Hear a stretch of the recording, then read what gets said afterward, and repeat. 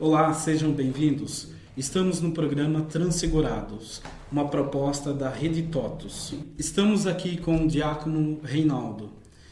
Achamos interessante, principalmente nesse momento importante da vida dele, trazer ele ao programa como um testemunho de vida em relação ao chamado de Deus.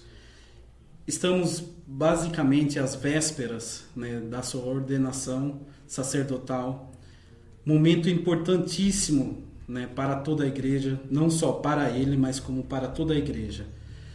Então a gente gostaria de conversar um pouco com ele e saber principalmente aquilo que fica quando a gente vê um diácono a ponto de ser ordenado.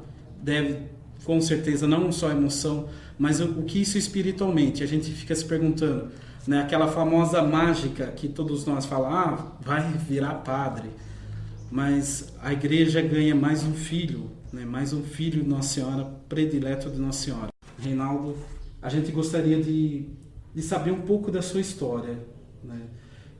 Serve como testemunho principalmente para diversas pessoas que estão trilhando esse caminho, que sente esse chamado, essa vocação, e que tem diversas dúvidas. A gente sabe que ao longo da nossa caminhada, desde que a gente passa a ter consciência, nós que nascemos na Igreja Católica, muitos como eu que foi conhecer um tempo depois, tem aquele momento que você começa a experimentar a graça, o amor de Deus, ter uma experiência com Deus e chega um momento decisivo. Isso é uma proposta real, é coisa da minha cabeça, é fruto da minha imaginação, porque a partir desse momento eu tenho que tomar uma decisão, uma decisão. Vou continuar, quero continuar sentindo esse cuidado, esse amor de Deus, mas para isso é necessário tomar decisões. E aí é onde vem todo esse período difícil. Primeiro, muito obrigado a TOTUS, a você, Wilson, por todo o carinho que sempre tem pela gente, a você que nos acompanha hoje também, que Deus possa, através dessa partilha, chegar ao teu coração. E esse testemunho não seja para vangloriar a minha pessoa nem de ninguém, mas seja uma forma de incentivar. Ao longo da minha caminhada, por diversas vezes, nós somos tomados por momentos que a gente desiste, ou quer parar, ou quer repensar. Então, estamos aí há poucos dias da ordenação.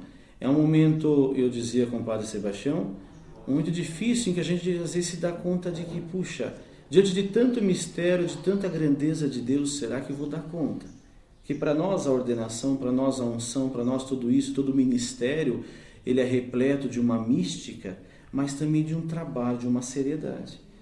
Então, a minha história vocacional, acho que diferente um pouquinho de alguns, minha família nunca foi uma família imensamente católica. Foi uma família de que ia missa de Natal, missa de finados, os católicos de vez em quando.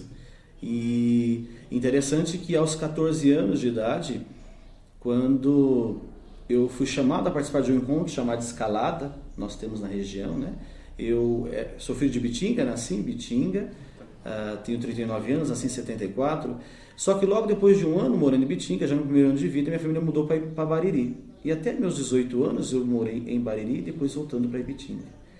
E foi em Bariri, através do Escalada, que é o movimento de jovens, que eu tive um primeiro encontro com a igreja, com Deus, com os irmãos.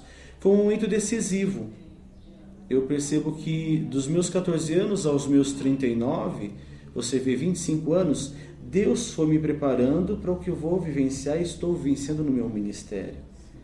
Não existe essa hora de parece uma coisa mágica, por causa do mistério, mas também é muita luta, é muito trabalho.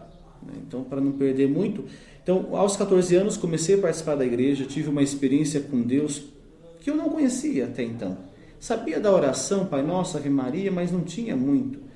E foi interessante nesse episódio da minha vida, porque a minha mãe sempre nutriu um grande carinho pelo Testemunho de Jeová, pela religião Testemunho de Jeová. E nesta fase, tão logo comecei a participar de grupo de jovens, eu lembro que minha mãe foi para o Testemunho de Jeová. E eu participei de algumas reuniões, mas aquilo não era a mesma coisa naquele momento da minha vida. E com 15 anos, quando eu estava me preparando para fazer crisma, não fiz primeira Eucaristia na época exata, Foi nesse retiro que eu fiz a primeira Eucaristia, primeira vez que eu comunguei da presença real de Jesus, numa missa, né, no momento da consagração em que o padre levantava a presença de Jesus Eucarístico, a hóstia consagrada, no meu coração, e às vezes quando a gente conta as pessoas ficam... É da cabeça da gente, mas é tão forte que até hoje eu me lembro, não podia ser só da minha cabeça. Eu acredito em Deus, sou católico, né? Então eu sei que Deus se manifesta de diversas formas. Então naquele momento, quando o padre levantava a Eucaristia, no meu coração surgia um grande desejo, brotava da Eucaristia Jesus dizendo: eu quero, eu te quero, eu te chamo. Mas eu fiquei inquietado porque eu não estava acostumado a ouvir voz de Deus e muito menos achei que era coisa da minha cabeça. Como todo bom adolescente se imagina muito, eu também imaginava nessa vez. Mas enfim, conversando com o padre, na época o padre Morales e o padre Ademir, começaram a me orientar. Comecei a participar mais ainda, participando de retiros, até os meus 18 anos. Quando eu estava com 18 anos, eu estava terminando o Cefam, sou formado no magistério, e faltava, na verdade, 1 ano para terminar o Cefam. Eu fiz os encontros vocacionais e, na ocasião, hoje, né, o saudoso Dom Bruno, na época era o padre Bruno, era o reitor, o padre Bruno disse assim: olha, você volta então, isso era novembro, você volta no começo do ano e já começa uma caminhada. Foi justamente o ano que o padre Sebastião começou o seminário. Nós fizemos um encontro vocacional juntos, seríamos contemporâneos do seminário, né? Mal sabia eu que anos depois o senhor chamaria para trabalhar junto, como trabalhamos agora na paróquia. E eu fui embora com essa decisão. Mas em meio a isso, nesses 2 meses que antecediam a entrada no seminário, meus pais se separaram. Foi muito dramático. Eu sou filho mais velho de 5.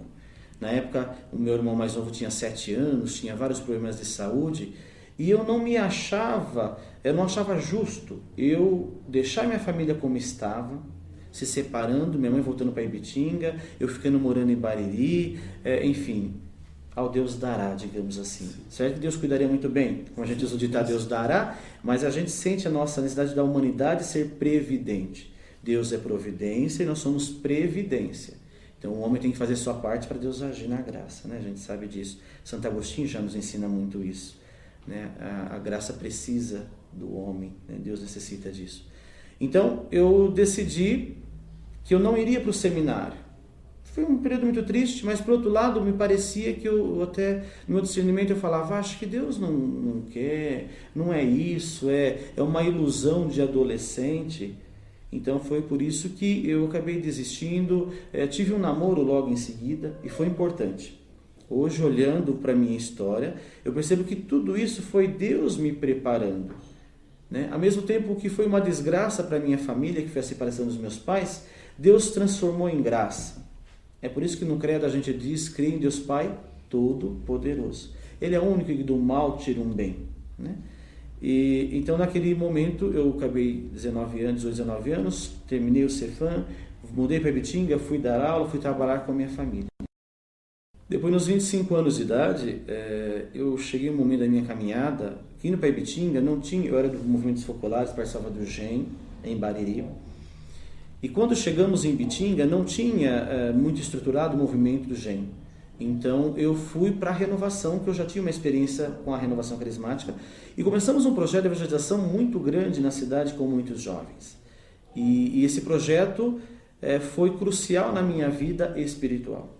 Então adentrei em todo o mistério, toda a abertura a carismas, tudo aquilo que nós hoje entendemos mais e melhor, né?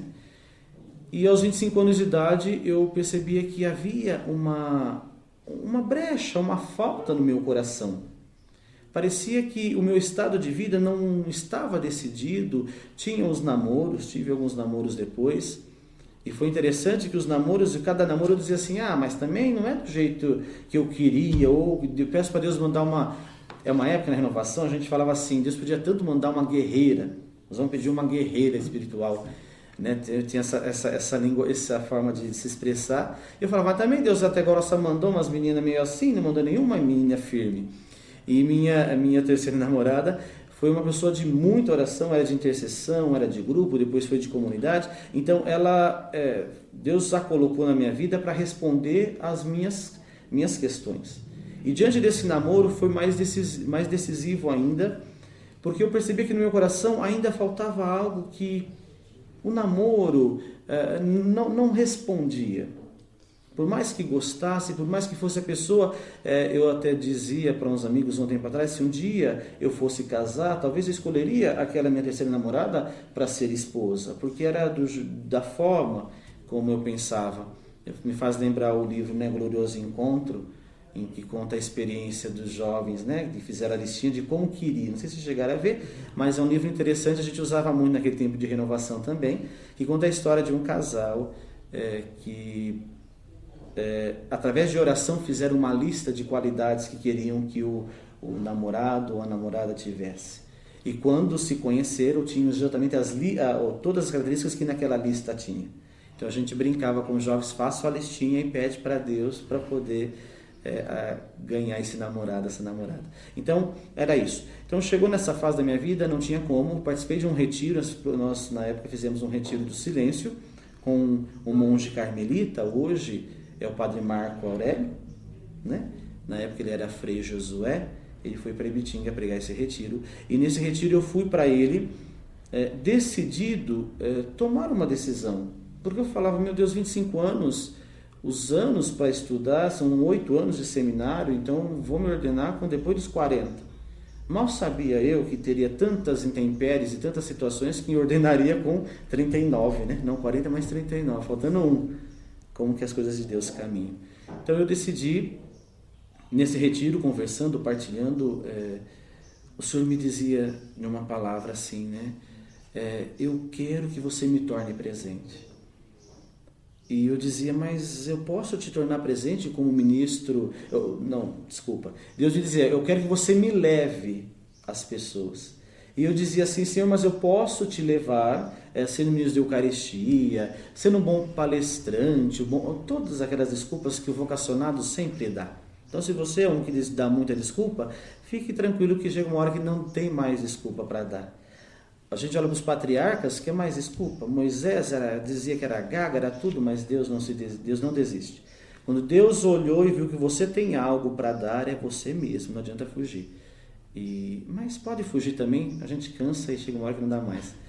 E quando eu dando essas desculpas, nesse mesmo retiro, Deus dizia assim, não, eu não quero que você apenas me leve, mas você me torne presente. Então naquele momento eu não tive muita dúvida, porque para tornar Jesus presente é apenas o sacerdote, apenas o presbítero no contexto de igreja. Então só o presbítero pode tornar Jesus presente. Mas mesmo assim eu questionava, mas como vai ser? Dava desculpa da minha família, só faz 7 anos meus pais se separaram, meus irmãos são novos ainda, estou começando agora a trabalhar, a dar aula, né? Mas Deus em tudo ia mostrando que nada disso tinha sentido. Então a partir daí, um amigo convidou para que fôssemos visitar em Rio Pardo o mosteiro cisterciense, mosteiro de São Bernardo. Acho que esses dias eu falava com esse meu amigo, mandando um convite da minha ordenação, e eu lembrava, porque eu fui para acompanhá-lo, não porque eu iria ficar, mas nesse acompanhá-lo, eu fiquei, ele voltou embora. Né? Depois ele foi entender, se casou, tá com a família toda. E no mosteiro, então eu entrei no mosteiro na metade do ano, fiquei 1 ano no mosteiro, mas no mosteiro era aquilo, me ajudou a desligar a primeira coisa da família, porque é preciso esse desligar-se. Desligar-se não é dizer não obedecer, não respeitar, não estar junto, mas o nosso coração ele tende a se apegar e se achar solução para nossas famílias, solução para os nossos amigos, solução para os ambientes em que vivíamos. O que vai ser de mim? E na verdade minha família ficou talvez melhor do que se eu estivesse junto naqueles momentos. Então no mosteiro eu vivi essa experiência de você ver a tua família com problemas e você saber que não tem como ir. Então foi quando eu tive uma experiência com Jesus de me ajoelhar diante de Jesus Eucarístico na capela interna do mosteiro e falar, Senhor, eu sei que esse sentimento que eu estou tendo de inutilidade, que eu me senti inútil, incapaz de fazer qualquer coisa, mas eu não consigo deixar de tê-lo. E foi aí que Jesus me ensinava a entregar para Ele, para que Ele conduzisse. Porque se eu saísse do mosteiro naquele momento e fosse para a minha família, talvez eu não resolveria grandes coisas. Né? Então foi esse desligar-se, foi importante na minha caminhada. Mas no mosteiro era uma vida muito contemplativa. E eu, muito falante, né? Nem um pouco, mas bastante envolvido com trabalhos. Então no mosteiro eu acabava pedindo liberação para ir participar de grupo de jovens, fazer palestra em grupo de jovens, aquela coisa toda. Então o abade hoje é o Dom Edmilson, que é o bispo de Barretos. Dom Abade naquela época dizia assim: olha, você tem tudo para a vida diocesana, atividades, trabalhos pastorais. Foi aí que eu voltei para Ibitinga, terminando um ano de experiência. Isso é importante talvez dizer, porque eu tive esse discernimento no 5º mês. E o postulantado ia até o 10º mês, então eu tinha mais 5 meses pela frente.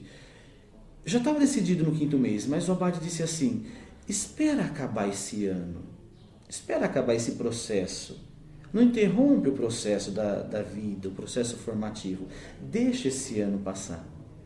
E foi uma das melhores, talvez uma das melhores orientações que eu tive, porque nesses 5 meses em que eu já sabia já tinha um discernimento claro, eu aproveitei para viver a vida monástica.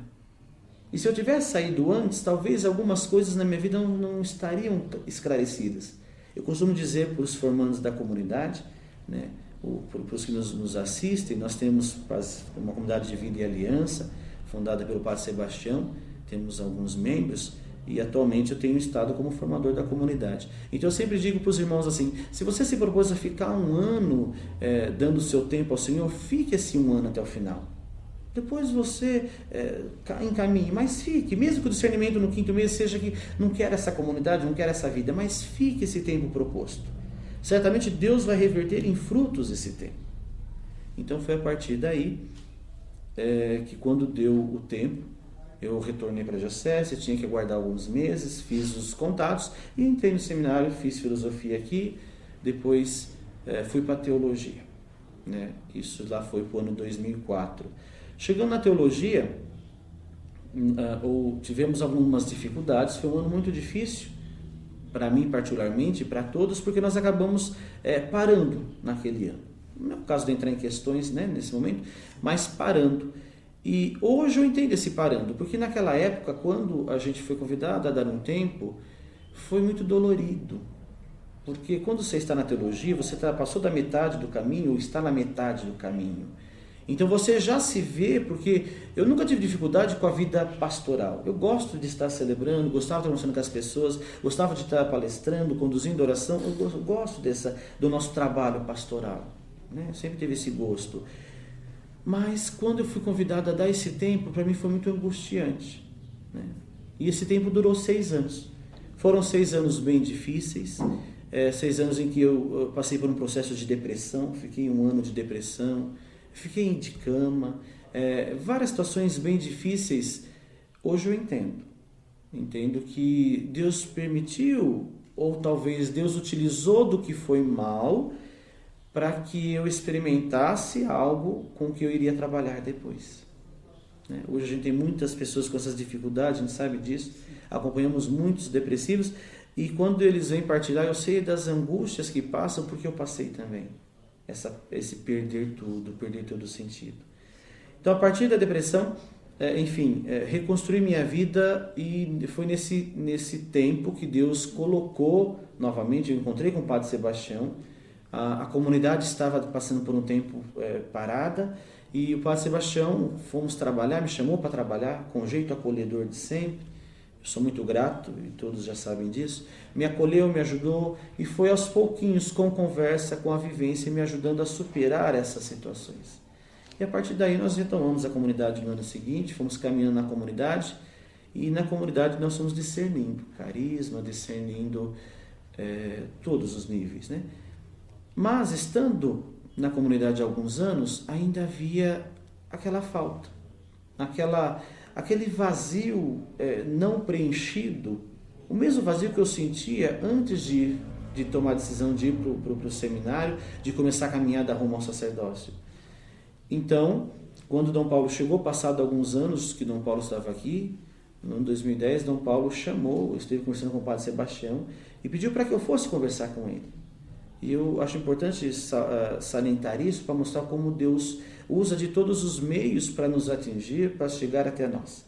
E quando eu falava com Dom Paulo, muito tremendo, com muito medo, porque quando a gente fala de bispo, a gente tem aquele profundo medo e receio. E Dom Paulo é um bispo muito acolhedor, né? Vocês têm a experiência de sempre estar com ele, nós temos a experiência. Ele é diferente de todos os bispos que eu já vivenciei, porque ele te deixa muito à vontade, te faz sentir muito pessoa. E com Dom Paulo eu pude experimentar mais uma vez a misericórdia de Deus, experimentar mais uma vez que tudo aquilo que tinha acontecido era história, e como a ovelha ferida que precisa que o pastor carregue, eu fui carregado, né? Quando eu contava minha história para Dom Paulo, eu disse: eu não estou aqui para reclamar de nada, mas dizer que há uma inquietude. Ele só respondeu assim: isso é vocação. E a diocese, eu acredito que é preciso nesse momento te acolher e você deva voltar. Foi o que Dom Paulo disse. Então foi outro processo de cura interior também, porque quando você sai do seminário ou é convidado a sair, o sentimento que dá no nosso coração é que parece que a gente não serve mais para a igreja, né? E esse sentimento é horrível, porque você serve para a igreja, com certeza. Deus talvez não seja naquele momento, naquela situação. Então, com Dom Paulo, eu pude perceber que não, que havia ainda algo para ser feito que eu precisava fazer. Então, retomei o seminário e fomos caminhando com a teologia. E estamos chegando aí no finalzinho de teologia, os últimos dias de aula, com um monte de prova, um monte de trabalho, né? Mas de toda essa história vocacional, já entrando hoje, eu percebo que assim, na minha ordenação diaconal, na minha pretensão de dizer, porque a ordenação é da igreja, né? A igreja é quem nos dá. Quando nós ficamos sabendo que nós seríamos ordenados os 8 juntos, então a gente ficou bastante assim entristecido, porque sempre foi normal as ordenações serem separadas, cada um na sua paróquia. Mas a diaconal já vinha um bom tempo sendo ordenação junto. Então nós tivemos muitas dificuldades, que somos humanos, né? E uma das brigas é porque a gente fala: puxa vida, não vou ter mais a minha ordenação. E o que nós como grupo aprendemos é que a ordenação é da igreja. É a igreja quem nos dá. É Deus quem nos chama, mas é Deus quem nos dá essa ordenação, então a ordenação é da igreja. E a experiência de receber essa ordenação da igreja, se colocar, foi uma experiência de unidade para nós, uma experiência, tanto é que a nossa caminhada agora para a ordenação presbiteral. Mas na ordenação diaconal, como eu dizia, um dos padres, ele tem mais de 30 anos de padre, ele quando veio nos cumprimentar, ele disse assim: vale a pena. Coragem, vale a pena. E a gente estava muito emocionado e depois essa frase fica ecoando até hoje. E é isso que eu quero dizer para quem nos acompanha, que está com uma situação vocacional. Vale a pena se entregar, vale a pena se dedicar ao reino de Deus, vale a pena experimentar e assumir a missão em qualquer estado de vida, né? Mas principalmente em qualquer área. Eu vou dizer como sacerdote, mas eu também vejo e acompanho as pessoas, os casais, quando os casais se encontram e veem que é isso mesmo, também vale a pena abraçar. E linda vocação. Hoje em dia, houve um tempo em que parecia que a ordem era superior ao matrimônio, e não é isso. Os 2 sacramentos são belíssimos e lindos. Então, se escolheu casar, abrace com verdade, escolha ou seja escolhido, né? Porque por vezes quem nos alcança não nós escolhemos, mas o outro nos escolhe, e por conta disso Deus une os caminhos. Então, essa é escolhida. Então, hoje em dia, vale a pena, de fato, ter feito essa caminhada vocacional rumo ao sacerdócio, vale a pena cada dia. Eu dizia ao Padre Sebastião que próximo essas 3 semanas que antecedem a ordenação, muita coisa passa pela cabeça da gente, mas principalmente um medo. É interessante essa experiência. O medo de não conseguir ser aquilo para o qual Deus chama. E diante disso, o padre dizia assim: confia em quem te chamou, né? Então eu estou me lançando nessa confiança. Certamente a gente continua frágil, pecador, lutando com tantas situações, como São Paulo dizendo muitas vezes: o bem que eu quero eu não faço, mas faço o mal que eu não quero. Mas Deus quis contar com essa fragilidade e através dessa fragilidade fazer alguma coisa. Então, não tenha medo. Se você se sente frágil, se sente medroso, bem-vindo ao caminho vocacional. Seja qual for o estado de vida que você deseja abraçar, né? É um passo a cada dia. Como diz, o caminho se faz caminhando. Então, é um sim hoje, o sim é diário, o sim é constante. Eu acho interessante que na vida de comunidade a gente faz essa experiência de um sim diário. Porque se você for olhar lá à frente, você desespera, porque Deus pede muito. Eu, por um tempo, não entendia muito a pressa do fundador. A gente que é membro de comunidade, de vida e aliança, às vezes não entende por que o fundador é tão desesperado. E eu fui entender através, claro, das formações com a Maria Francisca, com a Chica, enfim, né? O formador, Deus deu a graça ao fundador de ver além, ver o projeto como um todo. Então, a ânsia dele é de ver esse projeto acontecendo. E eu sei que eles têm que sofrer as dores do parto, porque muitas vezes a criança não quer nascer. Então, você vê a obra para acontecer, mas os membros ainda não foi gerado, talvez no coração dos membros, essa obra.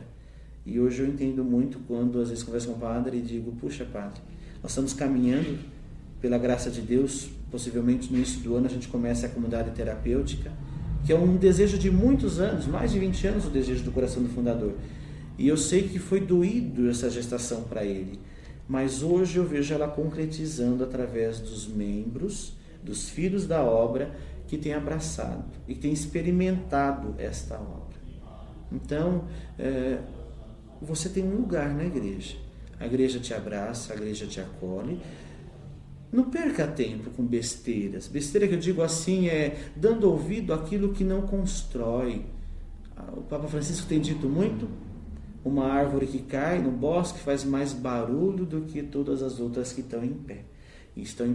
Então a gente, por vezes, dá muito ouvido a muitas coisas. E no caminho vocacional a gente tem medo de escolher errado, né? Acredite, mesmo que a tua escolha não seja a que estava no coração de Deus, Deus pode transformar.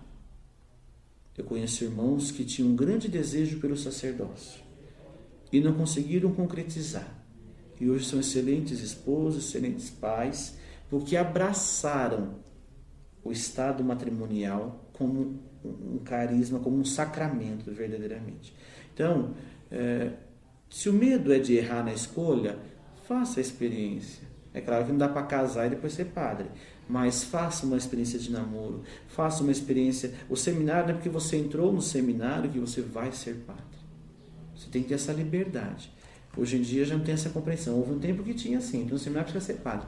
Hoje em dia se entende que é um momento de decisão. Então, o medo é comum, mas Deus está conosco, né? Fracos, somos fracos e sempre seremos. E é nisso que está a grandeza de Deus. Deus se manifesta na nossa fraqueza. São Paulo já dizia, quando sou fraco, Deus me faz forte. Enfim, para não alongar mais do que já alongou, né? Nós trabalhamos aqui na Paróquia Nossa Senhora de Guadalupe. Tive a graça de fazer meu diaconato aqui. Como eu já dizia, sou filho de Bitinga. Como que eu vim parar aqui em São Carlos e nasci na Paróquia Nossa Senhora de Guadalupe? É por conta da comunidade missionária, a comunidade de vida. Quando o Padre Sebastião foi transferido aqui para São Carlos, não tinha como ficarmos longe do fundador. Era o segundo ano de obra, de comunidade. Então nós viemos para cá e a comunidade nos acolheu.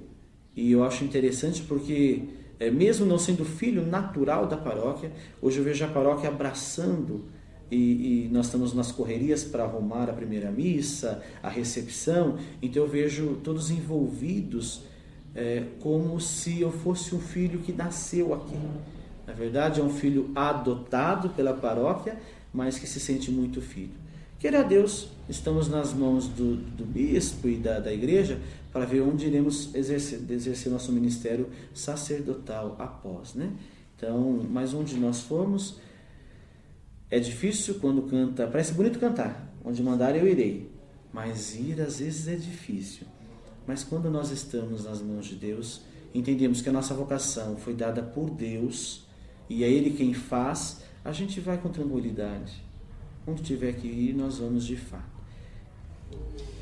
A gente pode observar, né, na vida do diácono que é uma história linda e uma história que a misericórdia de Deus sempre esteve presente. Uma coisa que ao longo da história, como o diácono ia relatando aqui, que eu pude observar foi a docilidade, né? A tua docilidade, a tua humildade, as ações de Deus na tua vida, né? A gente, como ele citava aqui, o Papa João Paulo II, no início do seu pontificado, né? Aquela frase famosa que ele dizia, não tenham medo de seguir, né, o chamado de Deus, a proposta de Deus, aquilo como Deus vem com um todo até você, né? Seja dócil ao Espírito Santo.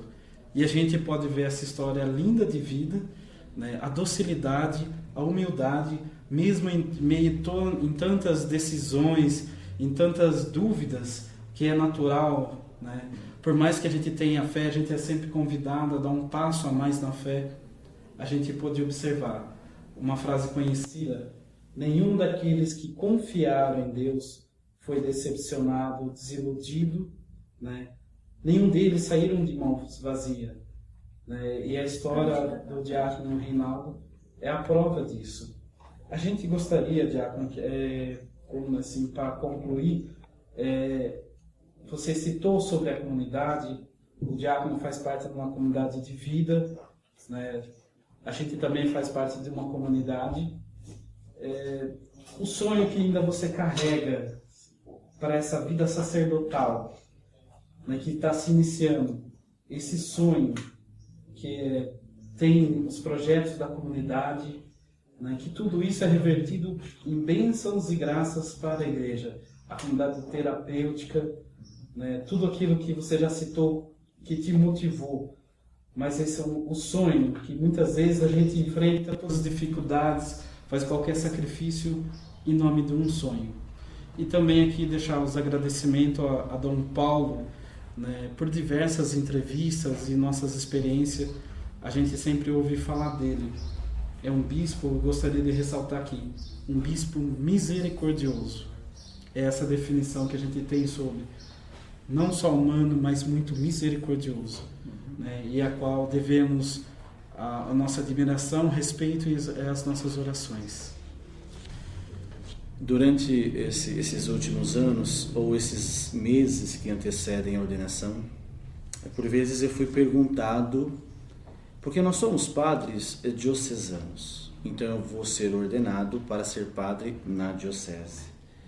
E Dom Paulo, de uma forma particular, tem permitido que a gente esteja vivenciando essa experiência de comunidade. Então, eu fui como filho da comunidade, filho da paróquia, mas nesse sentido. Primeiro, padre da igreja, e por ser padre da igreja, servindo à comunidade, sendo membro da comunidade. Então alguém perguntava, mas Reinaldo, agora com tanta coisa, se for para uma paróquia cheia de serviço, você vai continuar com essa história de comunidade? Porque às vezes as pessoas não entendem muito isso, acham que a gente está arrumando para a cabeça da gente e que a gente está procurando algo, como disse alguém uma vez para mim, está procurando sarna para se coçar. Trabalhar com as pessoas é sempre procurar sarna para se coçar, porque ao conversarmos, ao estarmos com as pessoas, a gente por vezes se vê a nossa miséria, vê as nossas dificuldades. Na comunidade, sim, é que você vai ser desafiado a se olhar e a ver quem é você verdadeiramente. Então, assim, sendo alguém questionava o porquê, hoje, o que eu entendo, o que Deus me deu a graça de discernir? Primeira coisa, sim, eu sou chamado ao sacerdócio, esse é o primeiro chamado, no sentido vocacional, sou chamado. Mas o meu sacerdócio, ele pode ser exercido, e eu sei que ele será exercido, como membro e numa comunidade. Porque hoje eu já não conseguiria, talvez, viver sem o carisma da comunidade de Jesus Cristo sofredor. Eu não conseguiria deixar esse carisma que trata com a libertação, que trata com a intimidade com Jesus e a Eucaristia. Então, eu penso assim, mais do que a comunidade precisa de mim, mais do que isso, eu preciso da comunidade. É o que eu dizia e respondia. A comunidade, ela existe e ela me ajuda a ser aquilo que Deus desejou para mim. Porque eu sei que eu, sem a comunidade, eu posso me perder muito. Eu, Reinaldo, pela minha fragilidade. Então, mais do que eu dar algo à comunidade, eu recebo muito da comunidade. É por isso que eu me vejo como um padre, sim, membro de uma comunidade de vida, com irmãos que muitas vezes me corrigem. É muito difícil, porque a gente às vezes na formação vai se achando muito dois tucanos não se bica, né? A gente vai se formando como líder, então você às vezes ser corrigido parece que é difícil, mas na vida da comunidade é isso, é importante isso, a partilha. Na fraqueza é falar, olha, reza porque eu não estou aguentando. Então, mais do que a comunidade, eu dar algo, eu recebo da comunidade e eu preciso da comunidade. Então, eu me vejo isso. Então, dentro disso, no carisma, aí vem as obras, vem os projetos, que já não são do coração do fundador, mas por ser do carisma, foram colocados nos nossos corações.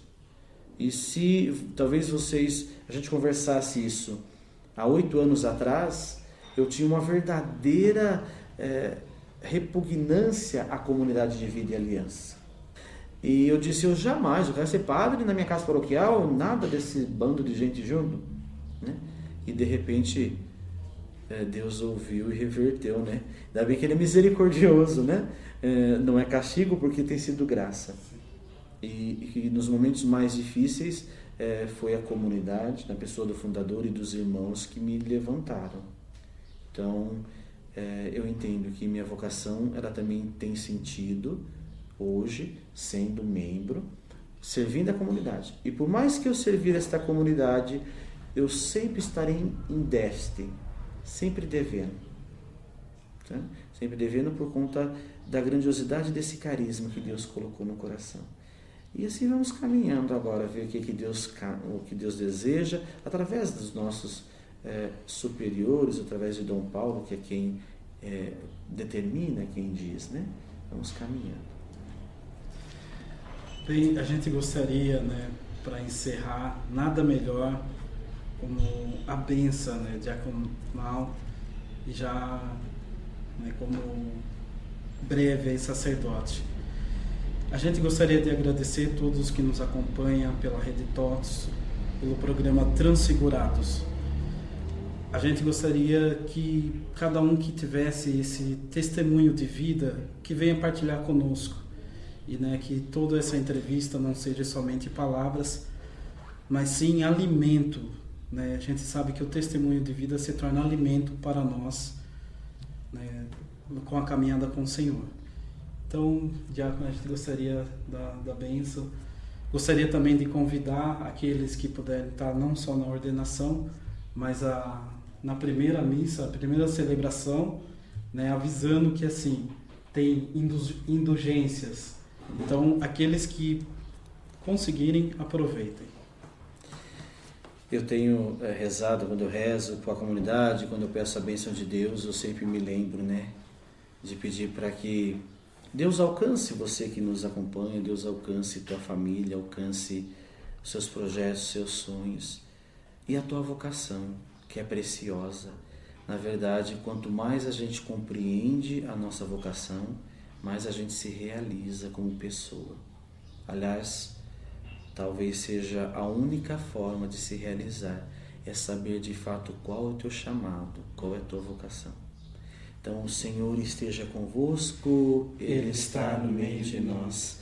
Pela intercessão da Senhora de Guadalupe, todos os santos e santas de Deus, São Pedro, Julião de Eimard, que o Senhor esteja à tua frente para te conduzir, atrás de ti para te abençoar, ao teu lado para caminhar contigo, dentro de ti para te iluminar e acima de ti para te abençoar. Abençoe-vos o Deus Todo-Poderoso, Pai, Filho e Espírito Santo. Amém. Que toda a paz, toda a alegria, toda a felicidade alcance tua vida e da tua família. Muito obrigado. Eu sou Wilson José, da comunidade TOTS Maria. Aguardamos até o próximo programa. Obrigado.